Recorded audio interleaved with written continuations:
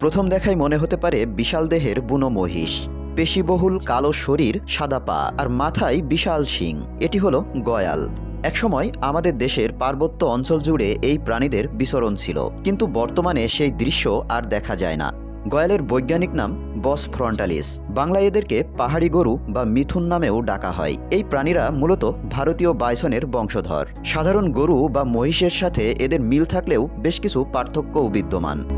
গয়ালের কপাল হয় চওড়া, ঘাড়ের উপর থাকে বিশাল এক মাংসপিণ্ড, আর পা দেখলে মনে হয় এরা লম্বা সাদা মোজা পরে আছে। এছাড়া এদের শিং হয় অত্যন্ত ভারী, দেখতে অনেকটা মহিষের শিংয়ের মতো, আর গায়ের রং কালচে বাদামি। পূর্ণবয়স্ক একটি গয়াল প্রায় 10 ফুট পর্যন্ত লম্বা হয়। ওজন হয়ে থাকে 500 থেকে 1000 কেজি পর্যন্ত, যা সাধারণ গরুর তুলনায় প্রায় দ্বিগুণ। গয়ালরা দলবদ্ধভাবে থাকতে পছন্দ করে।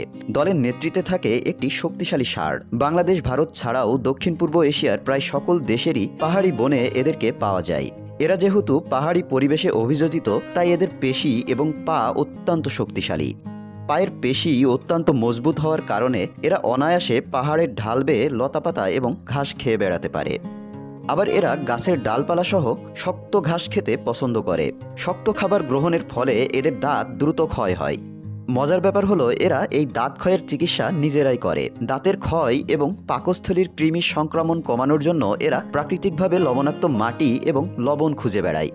এই লবণ খাওয়ার মাধ্যমে এরা যেমন নিজেদের চিকিৎসা করে, তেমনি এই লবণই এদেরকে আবার বিপদে ফেলে, কারণ এই লবণ খুঁজে বেড়ানোকেই ফাঁদ হিসেবে ব্যবহার করা হয়। পাহাড়ি মানুষজন কিংবা চোরা শিকারীরা এদের এই বৈশিষ্ট্যকে কাজে লাগিয়ে তৈরি করে লবণ ফাঁদ, ফলে এরা সহজেই ধরা পড়ে লবণের লোভে।